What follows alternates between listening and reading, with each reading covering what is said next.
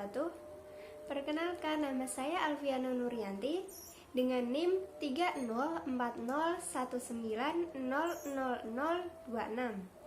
Saya berasal dari Fakultas Ekonomi Prodi Manajemen di Universitas Islam Sultan Agung Semarang. Kali ini saya akan menjelaskan mengenai peran knowledge management di PT Indofood.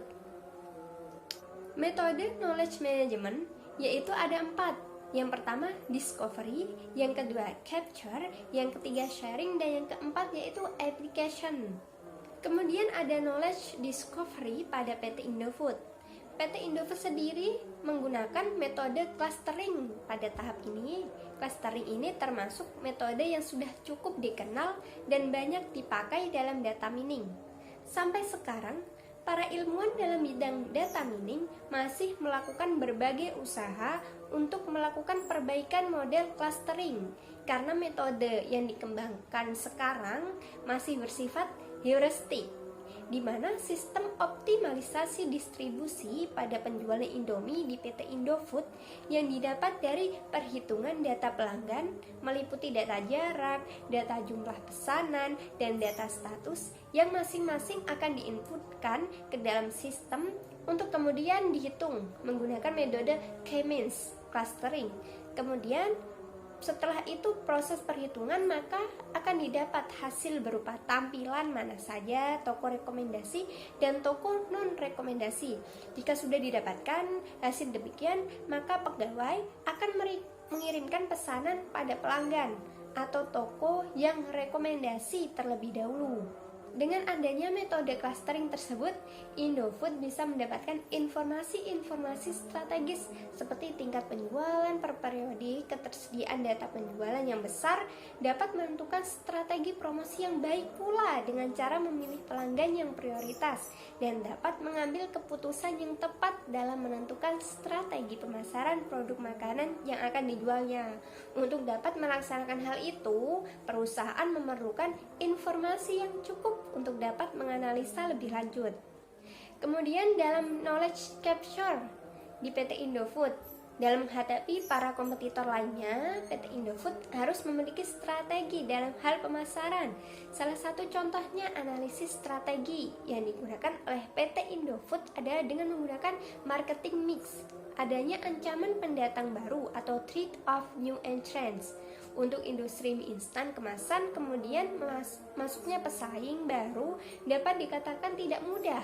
Meskipun tetap memberikan ruang dan kesempatan bagi pesaing baru untuk masuk, hal ini dikarenakan oleh besarnya modal yang dibutuhkan dalam berinvestasi. Hanya mereka yang memiliki label sinis berupa Indofood yang akan bertahan. Adanya persaingan di antara perusahaan yang sudah ada, rivalry among existing firms, fiction, mengakibatkan terdapat cukup banyak produk-produk yang ditawarkan perusahaan kompetitor untuk menyaingi Indofood. Namun dengan mengeluarkan banyak fighting produk sebagai variasi produk sampingan dari produk utama, Indofood tetap mampu menguasai pasar yang ada. Kemudian dalam knowledge sharing nih di PT Indofood sendiri ini melakukan sharing informasi melalui intranet.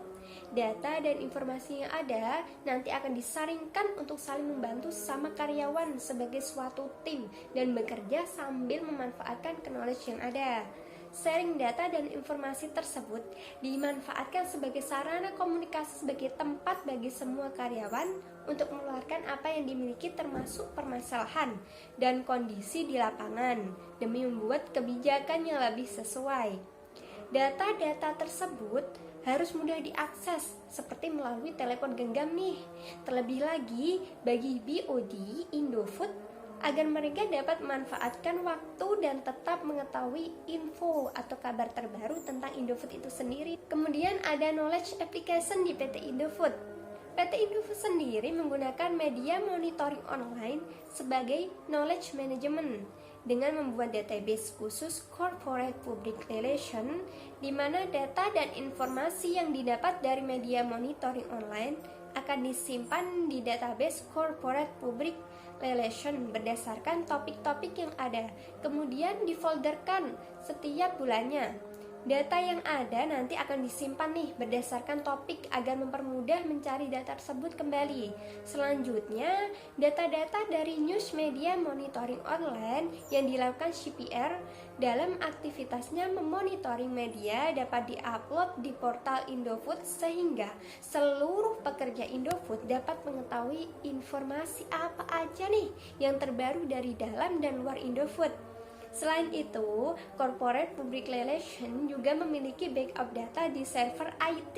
Data-data yang tersimpan dalam database divisi Public Relation akan disimpan dan dipelihara, diolah, kemudian dipelajari, dan kemudian dianalisis sehingga menghasilkan pengetahuan yang baru yang dapat membantu dalam pengambilan keputusan pada saat sekarang maupun di masa yang akan datang nanti. Tidak hanya itu, PT Indofood juga menggunakan ERP, yaitu perencanaan sumber daya perusahaan. ERP sendiri merupakan sebuah sistem informasi yang diperuntukkan bagi perusahaan manufaktur atau jasa yang berperan dalam mengintegrasikan dan mengotomasikan proses bisnis yang berhubungan dengan aspek operasi, produksi, maupun distribusi di perusahaan yang bersangkutan nanti. ERP di perusahaan Indofood memberikan manfaat nyata karena dapat meminimalisir waktu kerja yang banyak, memproses penjadwalan dengan tepat waktu, serta menghindari terjadinya banyak data. Dengan sistem ERP ini, PT Indofood telah membuat perencanaan yang panjang untuk perluasan operasinya, sekaligus meningkatkan efisiensi biaya. Hal ini sejalan dong dengan tujuan Indofood untuk melayani setiap kelompok konsumennya sesuai dengan minatnya masing-masing.